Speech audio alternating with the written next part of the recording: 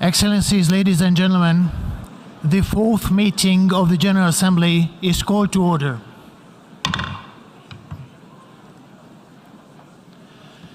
Before proceeding further, I would like to remind members that masks are to be worn by the attendees at all times when indoors, except when directly addressing the meeting.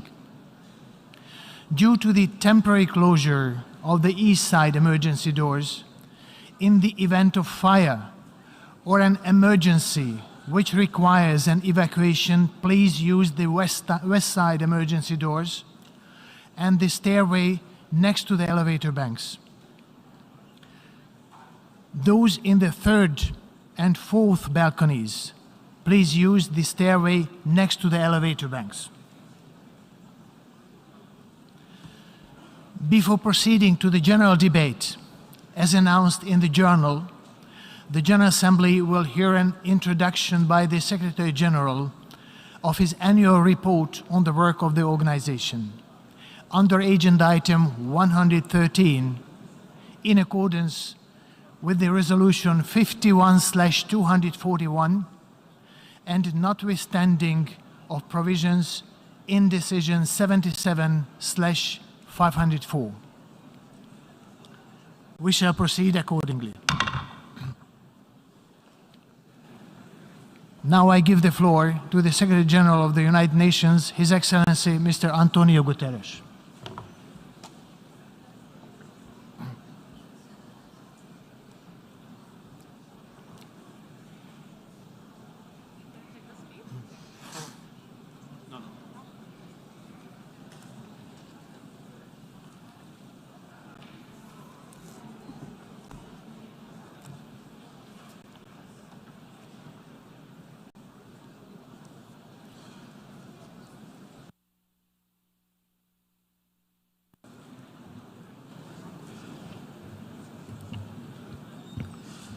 Mr. President of the General Assembly, Excellencies, ladies and gentlemen, our world is in big trouble.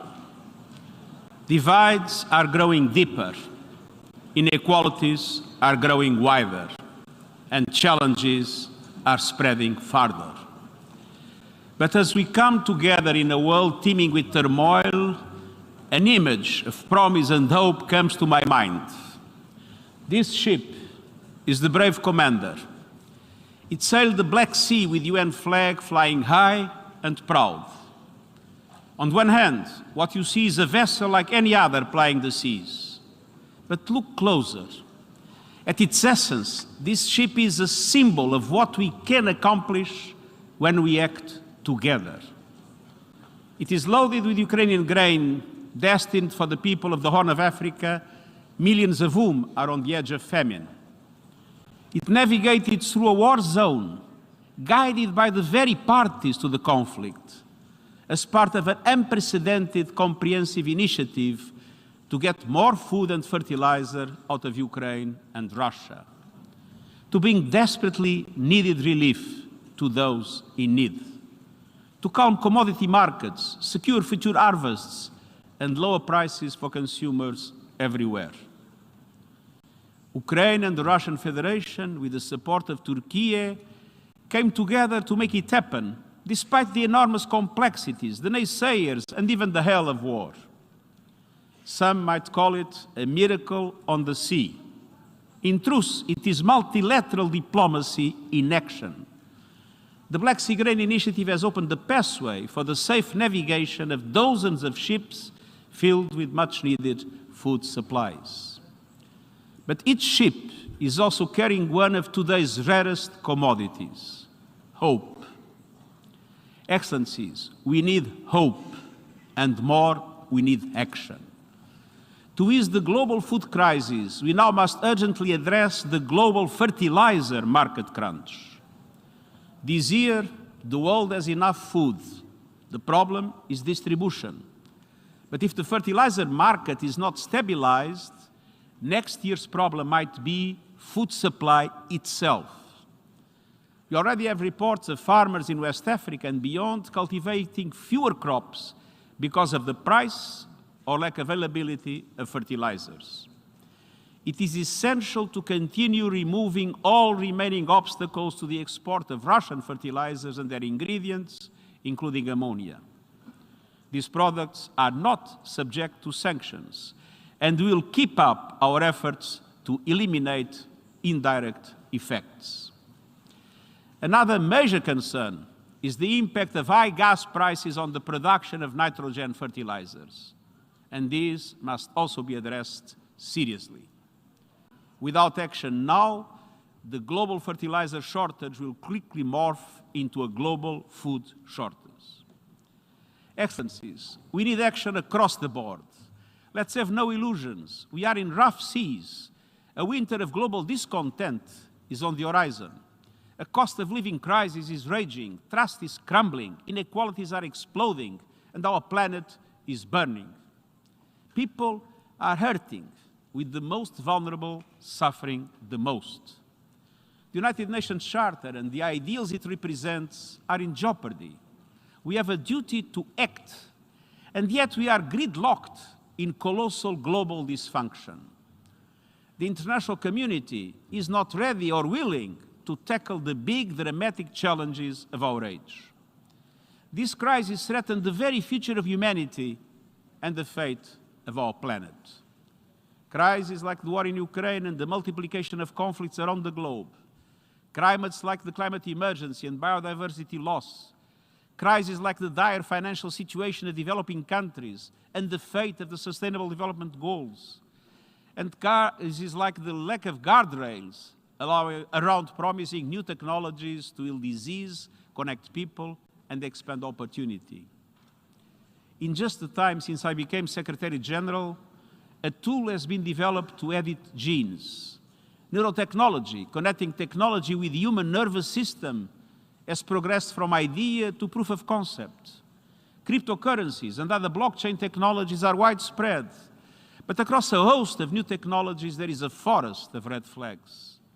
Social media platforms based on a business model that monetizes outrage, anger, and negativity are causing untold damage to communities and societies. Hate speech, misinformation, and abuse, targeted especially at women and vulnerable groups, are proliferating. Our data is being bought and sold to influence our behavior, while spyware and surveillance are out of control, all with no regard for privacy. Artificial intelligence can compromise the integrity of information systems, the media, and indeed democracy itself. Quantum computing could destroy cybersecurity and increase the risk of malfunctions to complex systems. We don't have the beginnings of a global architecture to deal with any of these. Excellencies, progress on these issues and more is being held hostage by geopolitical tensions. Our world is in peril and paralyzed. Geopolitical divides are undermining the work of the Security Council, undermining international law, undermining trust and people's faith in democratic institutions, undermining all forms of international cooperation. We cannot go on like this. Even the various groupings set up outside the multilateral system by some members of the international community have fallen into the trap of geopolitical divides, like in the G20. At one stage, international relations seemed to be moving towards a G2 world. Now we risk ending up with a G-nothing. No cooperation, no dialogue, no collective problem solving. But the reality is that we live in a world where the logic of cooperation and dialogue is the only path forward. No power or group alone can call the shots. No major global challenge can be solved with a coalition of the willing. We need a coalition of the world. Excellences, aujourd'hui... Excellencies, today I want to outline 3 areas where the coalition of the world must urgently overcome divisions and act together. It starts with a core mission of the United Nations, achieving and sustaining peace. Much of the world's attention remains focused on the Russian invasion of Ukraine. The war has unleashed widespread destruction, with massive violations of human rights and international humanitarian law. The latest reports on burial sites in Izium are extremely disturbing. The fighting has claimed thousands of lives, millions have been displaced, billions across the world are affected.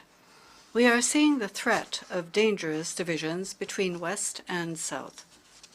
The risks to global peace and security are immense.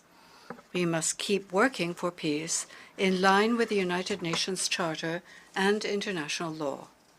At the same time, conflicts and humanitarian crises are spreading, often far from the spotlight. The funding gap for a global humanitarian appeal stands at $32 billion, the widest gap ever. Upheaval abounds. In Afghanistan, the economy is in ruins. Over half of all Afghans face extreme levels of hunger, while human rights, particularly the rights of women and girls, are being trampled. In the Democratic Republic of the Congo, armed groups in the east are terrorizing civilians and inflaming regional tensions. In the Horn of Africa, an unprecedented drought is threatening the lives and livelihoods of 22 million people. In Ethiopia, fighting has resumed, underscoring the need for the parties to immediately cease hostilities and return to the peace table. In Haiti, gangs are destroying the very building blocks of society. In Libya, divisions continue to jeopardize the country. In Iraq, ongoing tensions threaten stability. In Israel and Palestine, cycles of violence under the occupation continue as prospects for peace based on a two-state solution grow ever more distant. In Myanmar, the appalling humanitarian, human rights, and security situation is deteriorating by the day. In the Sahel, alarming levels of insecurity and terrorist activity amidst rising humanitarian needs continue to grow. In Syria, violence and hardship still prevail. The list goes on. Meanwhile, nuclear saber-rattling and threats to the safety of nuclear plants are adding to global instability. The Review Conference of the Nuclear Non-Proliferation Treaty failed to reach consensus, and a nuclear deal with Iran remains elusive. But there are some glimmers of hope. In Yemen, the nationwide truce is fragile but holding. In Colombia, the peace process is taking root. We need much more concerted action everywhere anchored in respect for international law and the protection of human rights.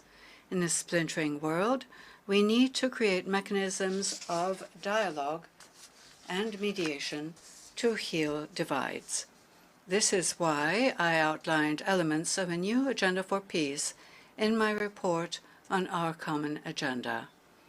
We are committed to make the most of every diplomatic tool for the pacific settlement of disputes as set out in the United Nations Charter: negotiation, inquiry, mediation, conciliation, arbitration, and judicial settlement.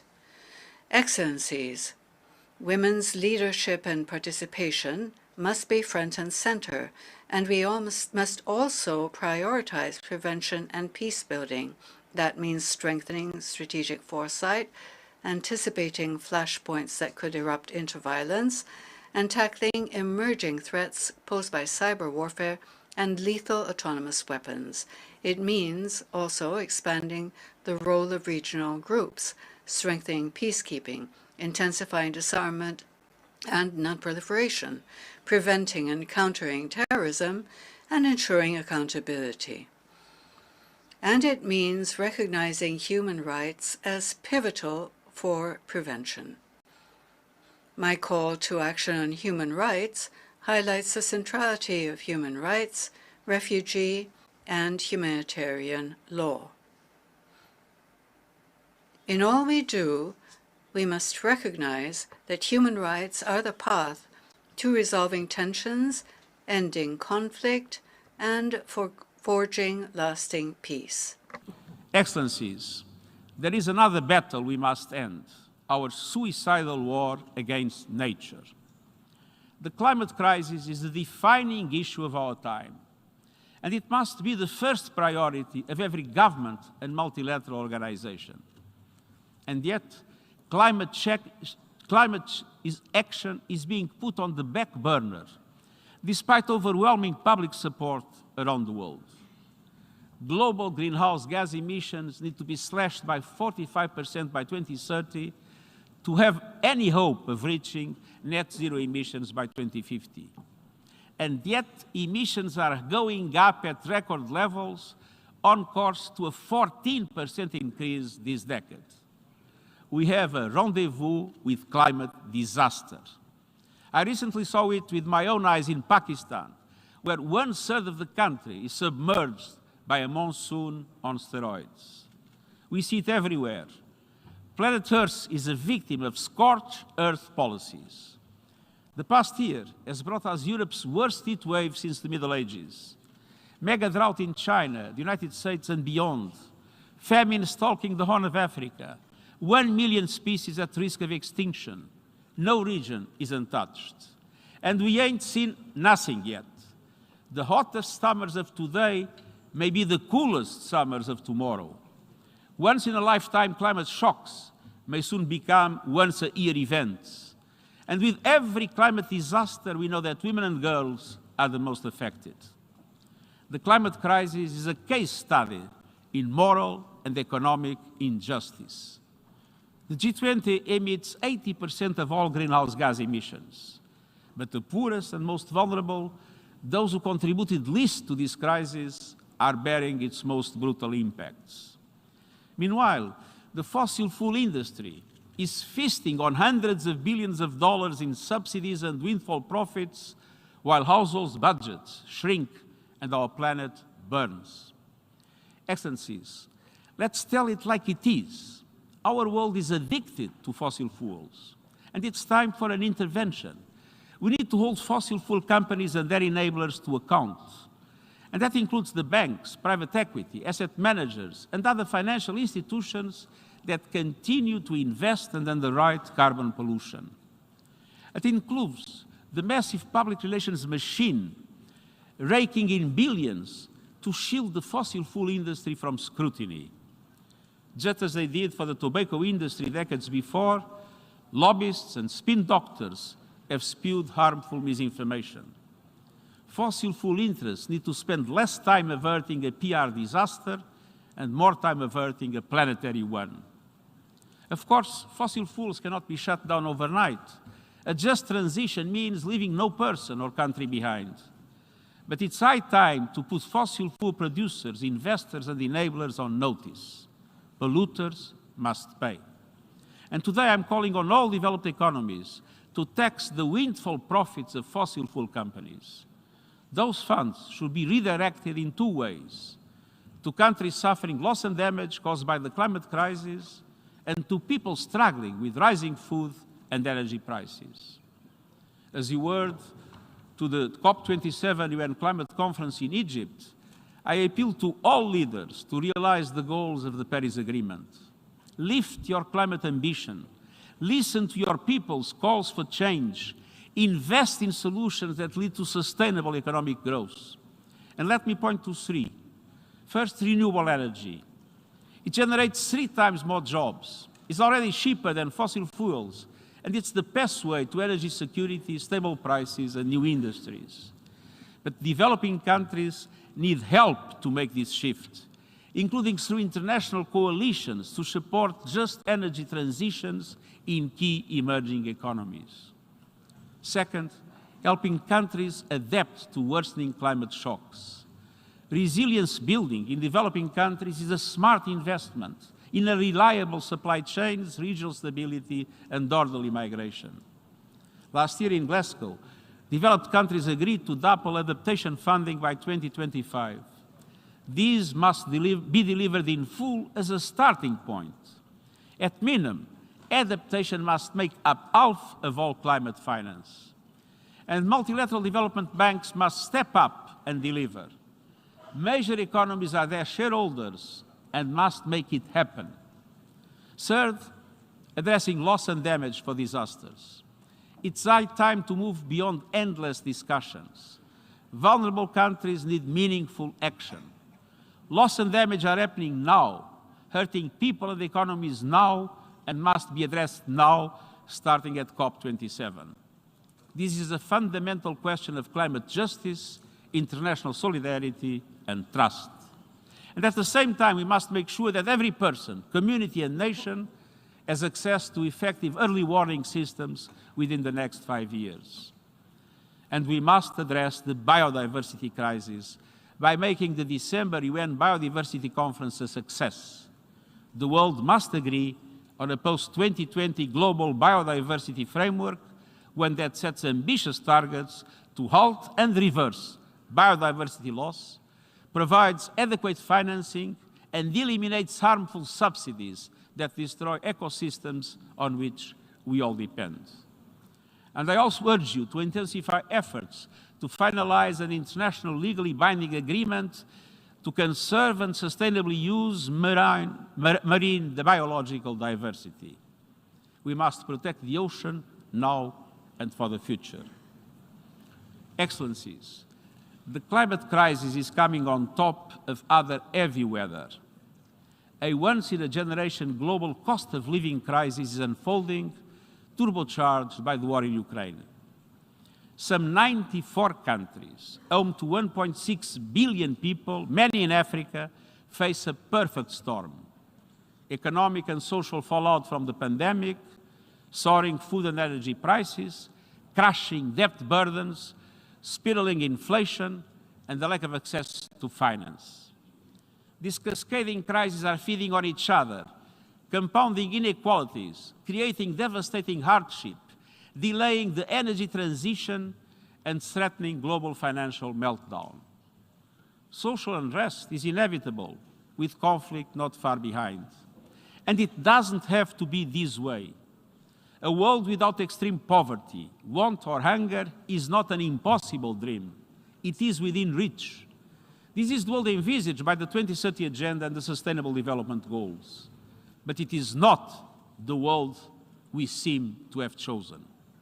Because of our collective decisions, sustainable development everywhere is at risk. The SDGs are issuing an SOS. Even the most fundamental goals on poverty, hunger, and education are going into reverse. More people are poor, more people are hungry, more people are being denied health care and education. Gender equality is going backwards, and women's lives are getting worse, from poverty to choices around sexual and reproductive health to their personal security. Excellencies, developing countries are getting hit from all sides, and we need concerted action. Today, I'm calling for the launch of an SDG stimulus led by the G20 to massively boost sustainable development for developing countries. The upcoming G20 summit in Bali is the place to start. This SDG stimulus has 4 components. First, multilateral development banks, the World Bank and regional counterparts must increase concessional funding to developing countries linked to investments in the Sustainable Development Goals. And the banks themselves need more finance immediately. And then they need to lift their borrowing conditions and increase their appetite for risk so the funds reach all countries in need. Developing countries, particularly small island developing states, face too many obstacles in accessing the finance they need to invest in their people and their future. Second, debt relief. The debt service suspension initiative should be extended and enhanced. But we also need an effective mechanism of debt relief for developing countries, including middle-income countries in debt distress. Creditors should consider debt reduction mechanisms, such as debt climate adaptation swaps. And this could have saved lives and livelihoods in Pakistan, which is drowning not only in floodwater, but in debt. Lending criteria should go beyond gross domestic product and include all the dimensions of vulnerability that affect developing countries. Third, an expansion of liquidity. I urge the International Monetary Fund and major central banks to expand their liquidity facilities and currency lines immediately and significantly. Special drawing rights play an important role in enabling developing countries to invest in recovery and the SDGs. But they were distributed according to existing quotas, benefiting those who need them least. We have been waiting for a reallocation for 19 months, and the amounts we hear about are minimal. A new allocation of special drawing rights must be handled differently, based on justice and solidarity with developing countries. Fourth, I call on governments to empower specialized funds like Gavi, the Global Fund, and the Green Climate Fund. G20 economies should underwrite an expansion of these funds as additional financing for the SDGs.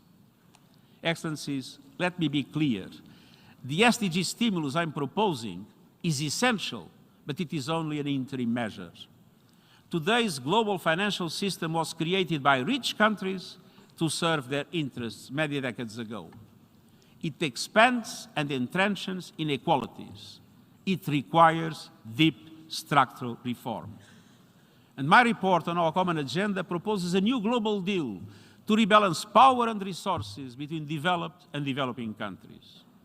African countries in particular are underrepresented in global institutions.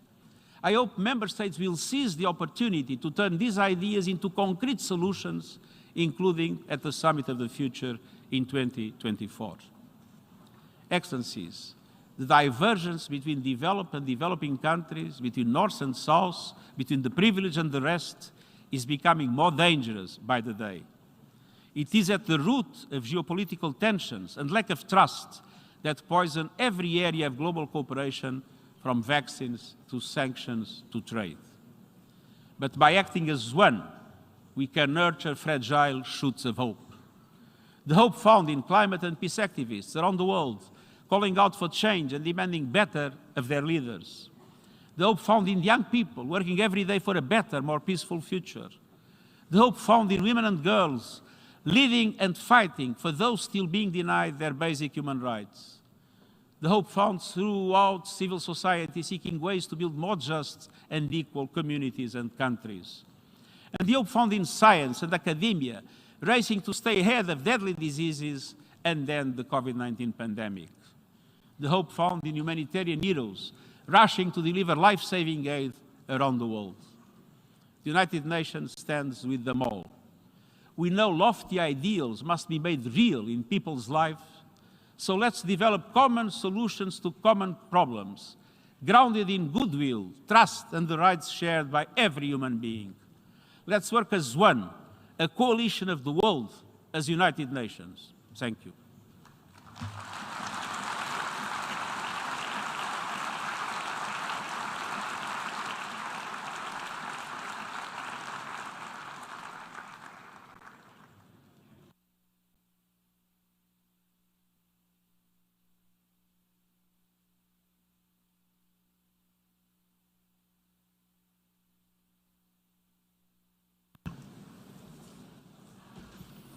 I thank the Secretary General. The Assembly will now turn to Agenda Item 8, entitled General Debate.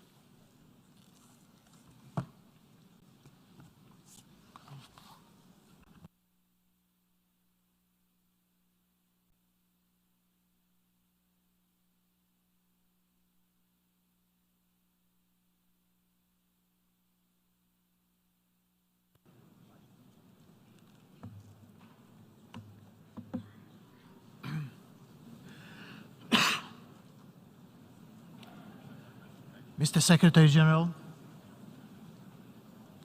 distinguished heads of state and government, excellencies, friends, the world needs solutions through solidarity, sustainability, and science. Solutions, because we have drafted many treaties, set excellent goals, yet have taken too little action. We need solidarity, because inequalities have reached record heights. We need sustainability, because we owe it to our children to leave behind a livable world. We need science, because it offers us neutral evidence for our actions. My sincere gratitude goes to all member states, especially to Hungary and the Eastern European Group for giving me the mandate to turn this motto into reality. Excellencies, we gather today at the most consequential moment of the last 4 decades. Des chaleurs extrêmes aux inondations dévastatrices. Extreme flooding, extreme heat, climate change is shared by our communities. Our consumption and our means of production are tearing our planet apart from the earth to the sky. We are living in an ongoing state of humanitarian crisis. أكثر من 300 مليون شخص في حال. More than 300 million people urgently need humanitarian assistance and protection. And this is an increase of 10% since last January. The world food crisis has reached an alarming level because of climate change, conflict, and the COVID-19 pandemic. الأشهر الستة الماضية دفع تضخم أسعار الغذاء والطاقة. The food and the energy crisis have pushed at least 70 million people into poverty. Inflation, in the meantime, is at the highest level over the past 40 years. 1/4 of the entire population of the planet is living in conflict areas, in areas where armed hostilities take place or where there is political instability. Violence has rarely been as harsh throughout the world before. Have imagined that war would return to Europe, that the nuclear threat would be back in political discourse to settle a dispute with a neighbor. It has been 203 days since the General Assembly adopted a resolution condemning the military aggression against Ukraine. Unfortunately, the bloodshed and the suffering have not stopped yet. In that time, the United Nations, as we heard, and its partners have offered food and shelter to millions of refugees from that country. A landmark agreement on commercial grain exports from the world's best breadbasket offers hope. Diplomacy is at work to release fertilizers so that the shortage we see today do not become the famines of the next year. UN nuclear inspectors are at one of Europe's key nuclear sites, preventing a possible catastrophe. Excellencies, the theme of our 77th General Debate is a watershed moment, transformative solutions to interlocking challenges. I stand in solidarity with the people of Pakistan, where devastating floods washed away hundreds of villages. You have seen the heart-wrenching scenes of devastation. This can be a window into our future. However, in tackling climate change, we have the solutions.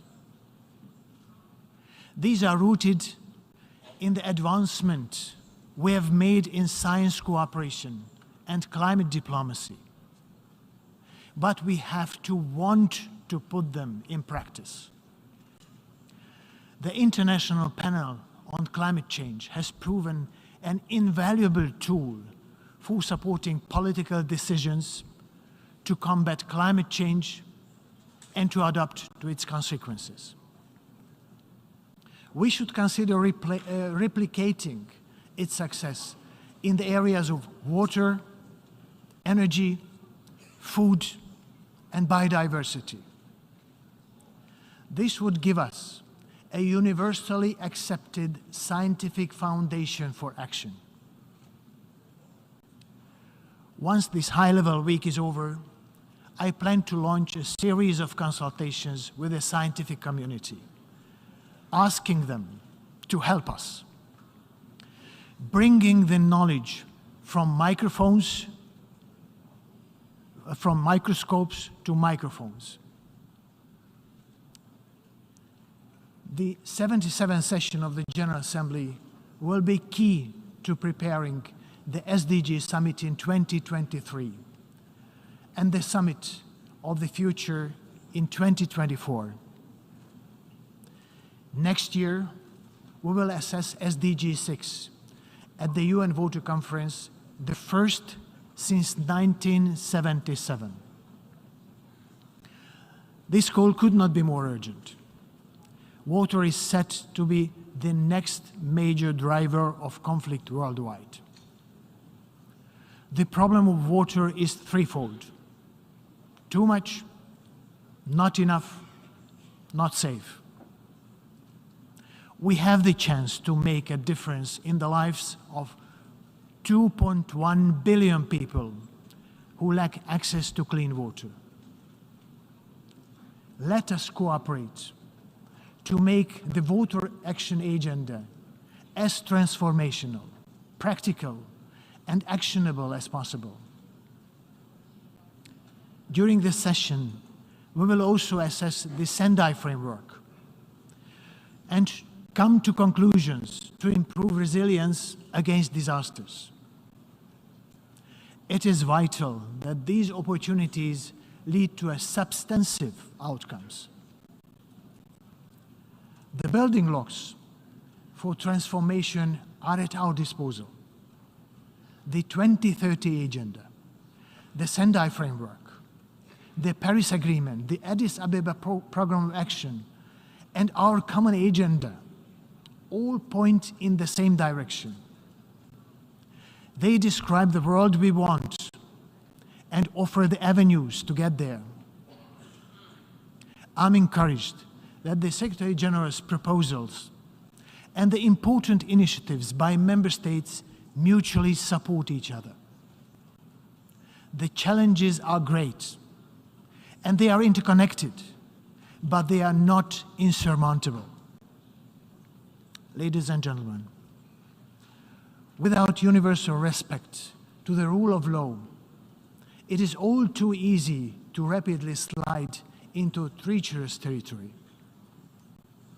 As we all know, in time of crisis, human rights are the first to be compromised. When human rights are under threat, it is our smoke signal, our call to action. It would be remiss to speak of human rights without addressing a fundamental issue found to be lacking in most societies around the world. It is women's right. It is simply unacceptable that every third woman experiences violence in her lifetime. As we speak, half of humanity is all too often excluded from decision-making and leadership. But we need every man and woman to live their lives to their fullest potential. It is only by ensuring the inclusion of all, valuing the knowledge of all, that we will find solutions to the challenges we face. This afternoon's UNGA platform of women leaders, organized in collaboration with UN Women, may be an answer to this goal. Women heads of state and government will offer their solutions to society's complex problems. Data shows that crisis response is more effective when women take the lead. I encourage you to engage substantively with this issue. It has to do with equity and equality, but above all, human dignity. Excellencies, in all these issues, in all our endeavors, I look forward to working closely with the Secretary General, the Security Council, the ECOSOC, and other key relevant institutions of the United Nations. I stand ready to support member states to identify transformative, impact-oriented, systemic, and sustainable solutions. I promise to cooperate with all stakeholders, civil society, young people, women and scientific community, to name but a few. UN agencies, funds and programs are critical to bringing our efforts out of this hole and into our communities. To deliver on the agenda requested by the member states, I count on your constructive engagement, cooperation, and mutual respect to each other. I emphasize that the revitalization of both the United Nations and the General Assembly must continue. Our ability to competently improve our organization will determine its relevance in the eyes of people around the world. I want to advance negotiations on Security Council reform. It is high time that the Council represents the world's population more equally and that it reflects 21st century realities. This is a matter of credibility to our entire organization and our multilateral order. Ladies and gentlemen, crisis management and transformation will require our consistent efforts, way beyond one session of the General Assembly. In that spirit, let me finish with some timeless words of wisdom about chances and the risk of letting them pass us by. Things get better when we make them better. Things go wrong when we fail to seize the opportunities before us. Our opportunity is here and now. Let us act. I thank you.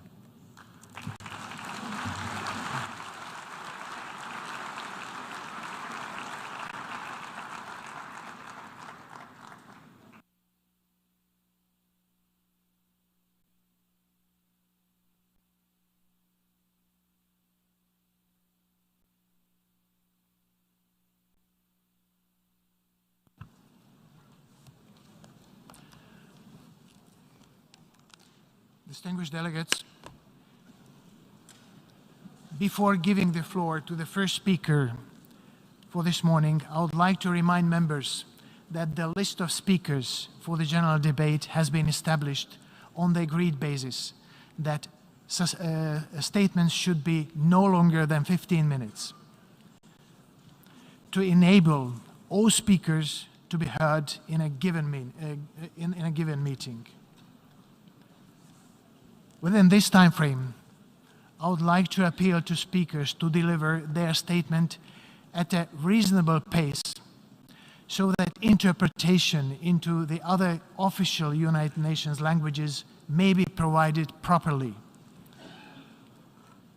I would also like to draw your attention to the General Assembly at previous sessions, namely that the practice of expressing congratulations inside the General Assembly hall after a speech has been delivered is strongly discouraged.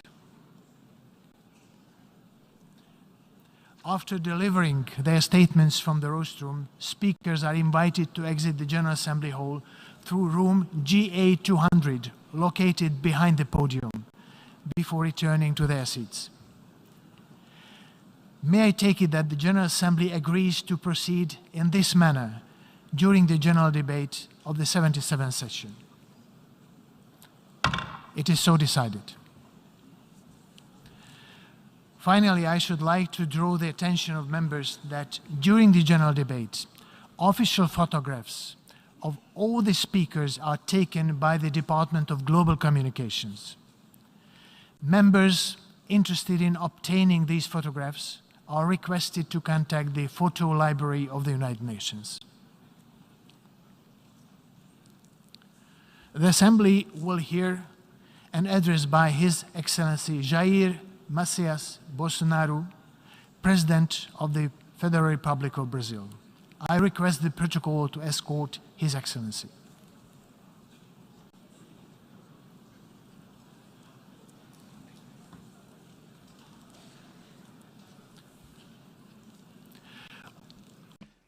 The General Assembly, I have the honor to welcome His Excellency Jair Messias Bolsonaro, President of the Federal Republic of Brazil, and to invite him to address the Assembly.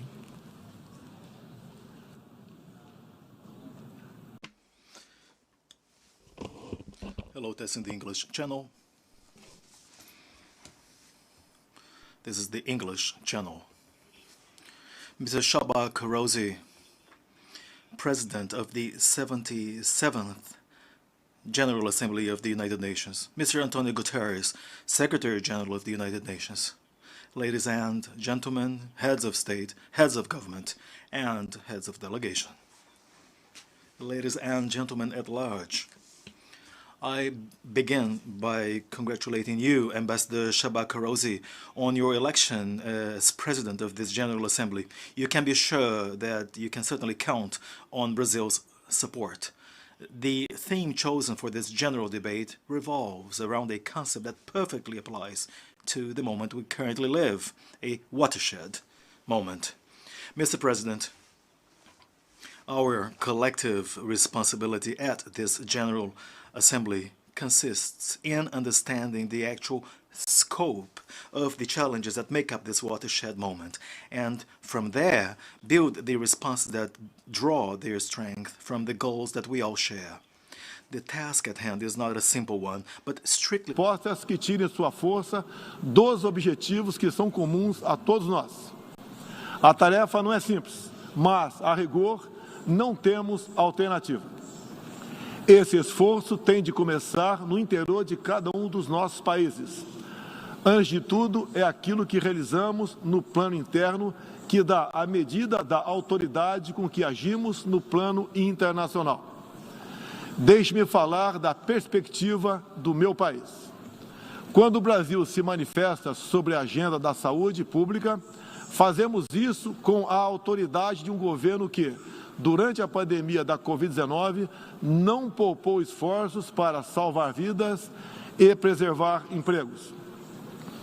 Como tantos outros países, concentramos nossa atenção, desde a primeira hora, em garantir um auxílio financeiro emergencial aos mais necessitados. O nosso objetivo foi proteger a renda das famílias para que elas conseguissem enfrentar as dificuldades econômicas decorrentes da pandemia. Beneficiamos mais de 68 milhões de pessoas, o equivalente a 1/3 da nossa população. Em paralelo, lançamos um amplo programa de imunização, inclusive com produção doméstica de vacinas. Somos uma nação com 210 milhões de habitantes e já temos mais de 80% da população vacinada contra a Covid-19. Todos foram vacinados de forma voluntária, respeitando a liberdade individual de cada um. Da mesma forma, no terreno da economia, o Brasil traz a autoridade de um país que, em nome de um crescimento sustentável e inclusivo, vem implementando reformas para a atração de investimentos e melhorias das condições de vida de sua população. No meu governo, extirpamos a corrupção sistêmica que existia no país. Somente entre o período de 2003 e 2015, onde a esquerda presidiu o Brasil, o endividamento da Petrobras, por má gestão, loteamento político e em desvios, chegou à casa dos 170 bilhões de dólares. O responsável por isso foi condenado em 3 instâncias, por unanimidade. Delatores devolveram $1 bilhão e pagamos para a Bolsa Americana outro $1 bilhão por perdas de seus acionistas. Esse é o Brasil do passado. Aprimoramos os serviços públicos com redução de custos e investimentos em ciência e tecnologia. Hoje, por exemplo, o Brasil é o 7º país mais digitalizado do mundo. São 135 milhões de pessoas que acessam 4.900 serviços do meu governo. O Brasil foi pioneiro na implantação do 5G na América Latina. Levamos adiante uma abrangente pauta de privatizações e concessões, com ênfase na infraestrutura. Concluímos o projeto de transposição do Rio São Francisco, levando água para o Nordeste brasileiro. Adotamos novos marcos regulatórios, como o do saneamento básico, o das ferrovias e o do gás natural. Além disso, melhoramos o ambiente de negócios, com a Lei da Liberdade Econômica e a Lei de Startups. Como resultado, criamos oportunidades para o jovem empreender e ter empregos de qualidade. Coroando todo esse esforço de modernização da economia brasileira, estamos avançando a passos largos para o ingresso do Brasil como membro pleno da Organização para a Cooperação e Desenvolvimento Econômico, a OCDE. Apesar da crise mundial, o Brasil chega ao final de 2022 com uma economia em plena recuperação. Temos emprego em alta e inflação em baixa. A economia voltou a crescer. A pobreza aumentou em todo o mundo sob o impacto da pandemia. No Brasil, ela já começou a cair de forma acentuada. Os números falam por si só. A estimativa é de que, no final de 2022, 4% das famílias brasileiras estejam vivendo abaixo da linha da pobreza extrema. Em 2019, eram 5,1%. Isso representa uma queda de mais de 20%. O Auxílio Brasil, programa de renda mínima criado no meu governo durante a pandemia, que atende 20 milhões de famílias, faz pagamentos de quase $4 por dia às mesmas. O desemprego caiu 5 pontos percentuais, chegando a 9%, taxa que não se via há 7 anos. Reduzimos a inflação com estimativa de 6% no corrente ano. Tenho a satisfação de anunciar que tivemos deflação inédita no Brasil nos meses de julho e agosto. Desde junho, o preço da gasolina caiu mais de 30%. Hoje, um litro no Brasil custa cerca de 90 centavos de dólares. O preço da energia elétrica também teve uma queda de mais de 15%. Quero ressaltar que o custo da energia não caiu por causa de tabelamento de preços ou qualquer outro tipo de intervenção federal. Foi resultado de uma política de racionalização de impostos formulada e implementada com apoio do Congresso Nacional.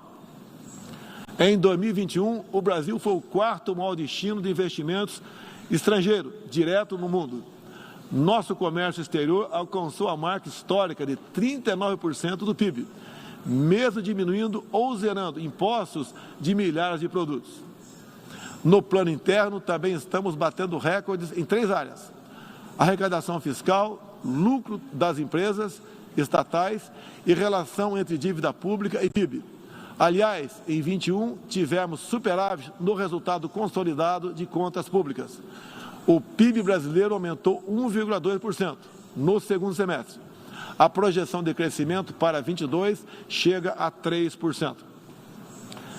Temos a tranquilidade de quem está no bom caminho, o caminho de uma prosperidade compartilhada entre os brasileiros e, mais além, compartilhada com nossos vizinhos e outros parceiros mundo afora. É isso que vemos, por exemplo, na produção de alimentos. Há 4 décadas, o Brasil importava alimentos. Hoje, somos um dos maiores exportadores mundiais. Isso só foi possível graças a pesados investimentos em ciência e inovação, com vistas à produtividade e à sustentabilidade. Faço aqui um tributo à pessoa de Alisson Paulinelli, candidato brasileiro ao Prêmio Nobel da Paz, por seu papel na expansão da fronteira agrícola brasileira com o uso de novas tecnologias. Este ano, o Brasil já começou a colheita da maior safra de grãos da nossa história. Estima-se pelo menos 270 milhões de toneladas. O Brasil também, em poucos anos, passará de importador a exportador de trigo. Para o período de 22-23, a previsão é que a produção total ultrapasse os 300 milhões de toneladas. Como afirmou a diretora-geral da Organização Mundial do Comércio, em recente visita que nos fez, se não fosse o agronegócio brasileiro, o planeta passaria fome, pois alimentamos mais de 1 bilhão de pessoas ao redor do mundo. O nosso agronegócio é orgulho nacional. Senhor Presidente, quero lembrar que, também na área do desenvolvimento sustentável, o patrimônio de realizações do Brasil é fonte de credibilidade para a ação internacional do nosso país.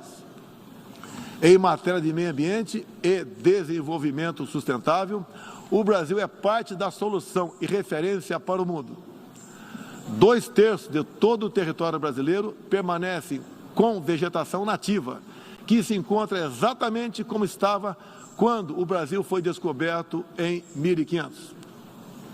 Na Amazônia brasileira, área equivalente à Europa Ocidental, mais de 80% da floresta continua intocada, ao contrário do que é divulgado pela grande mídia nacional e internacional. É fundamental que, ao cuidarmos do meio ambiente, não esqueçamos das pessoas. A região amazônica abriga mais de 20 milhões de habitantes, entre eles indígenas e ribeirinhos, cuja subsistência depende de algum aproveitamento econômico da floresta. Levamos internet a mais de 11 mil escolas rurais e a mais de 500 comunidades indígenas. O Brasil começou sua transição energética há quase meio século, em reação às crises do petróleo daquela época. Hoje temos uma indústria de biocombustíveis moderna e sustentável. Indústria que contribui para a matriz energética mais limpa entre os países do G20. Cerca de 84% da nossa matriz elétrica atualmente é renovável. E esse é o objetivo que muitos países desenvolvidos esperam alcançar somente depois de 2040 ou 2050. No ano passado, o Brasil foi escolhido pelas Nações Unidas como o país campeão da transição energética. Temos capacidade para ser um grande exportador mundial de energia limpa.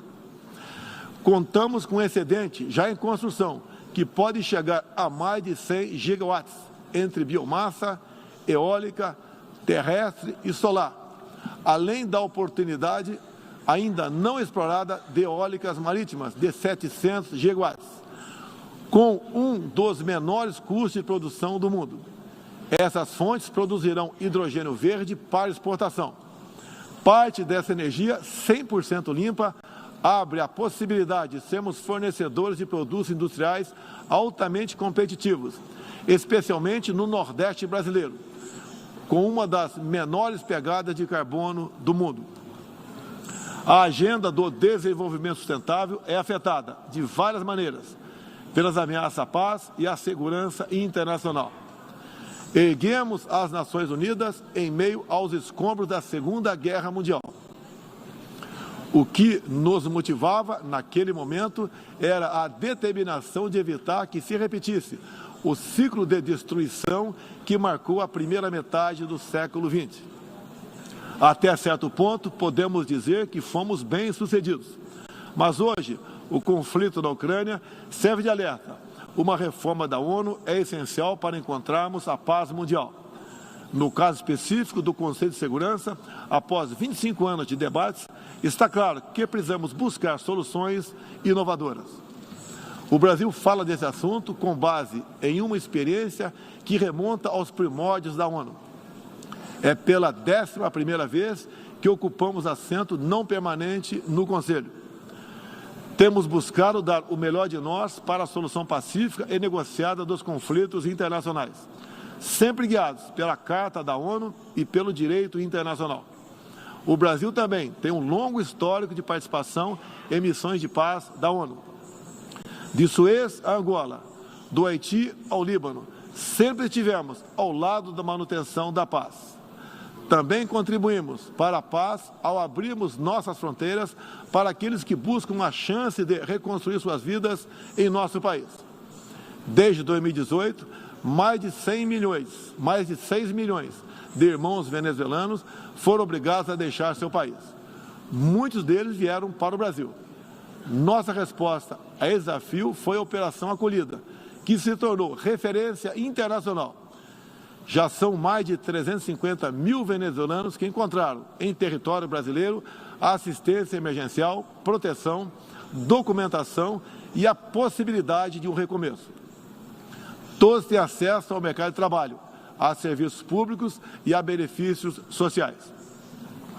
Nos últimos meses, chegam por dia ao Brasil a pé cerca de 600 venezuelanos, a grande maioria dos quais mulheres e crianças, pesando em média 15 quilos a menos do que tinham antes, fugindo da violência e da fome. A política brasileira de acolhimento humanitário vai além da Venezuela. Temos também recebido haitianos, sírios, afegãos e ucranianos.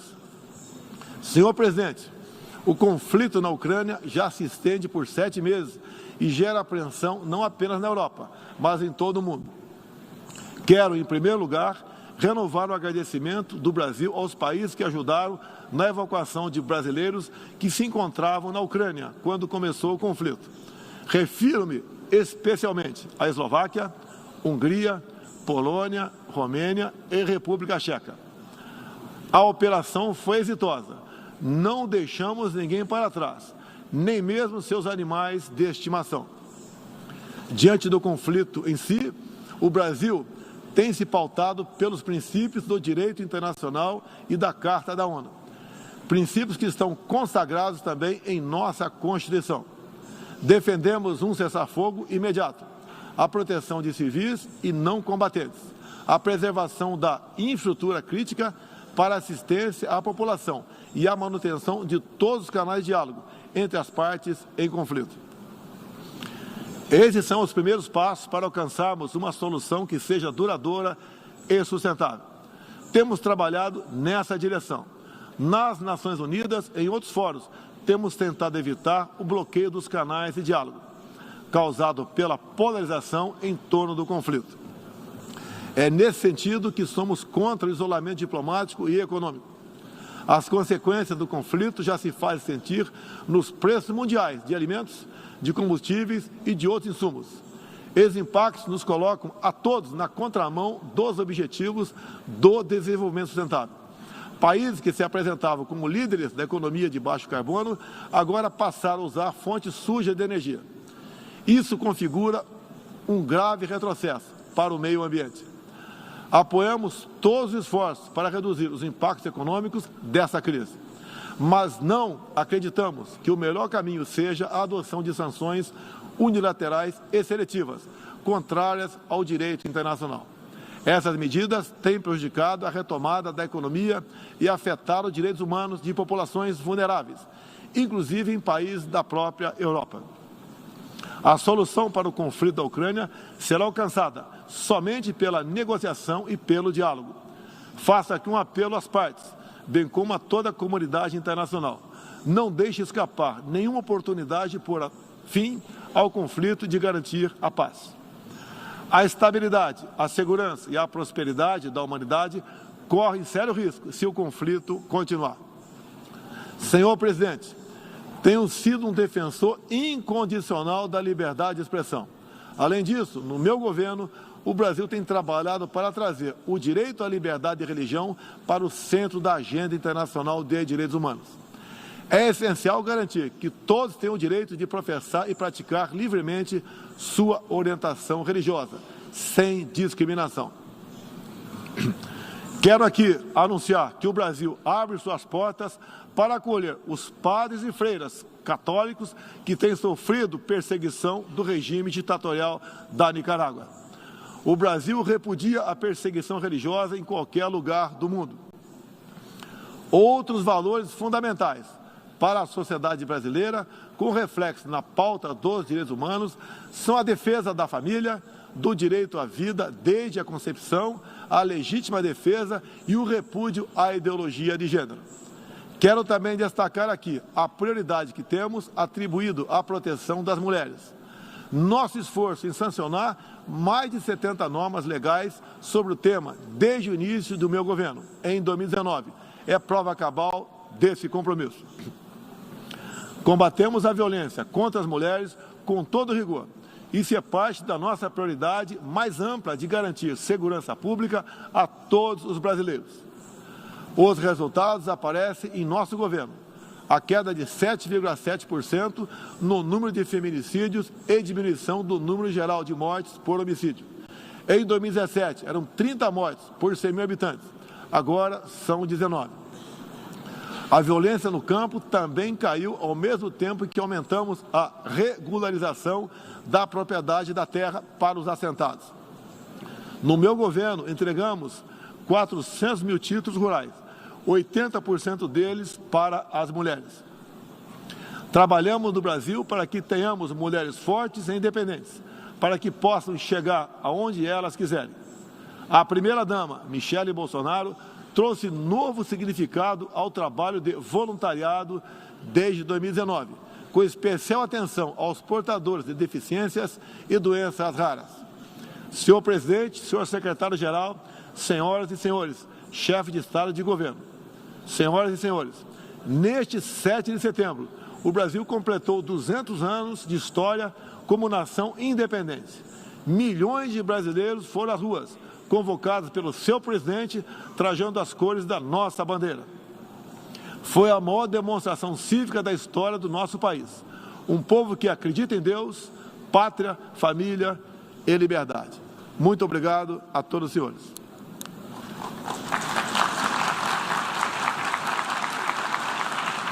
Tá aí, esse foi o discurso do presidente Jair Bolsonaro na abertura da Assembleia Geral da ONU em Nova York. Essas e outras informações você pode conferir nas nossas redes sociais. Fique agora com a programação da TV Brasil.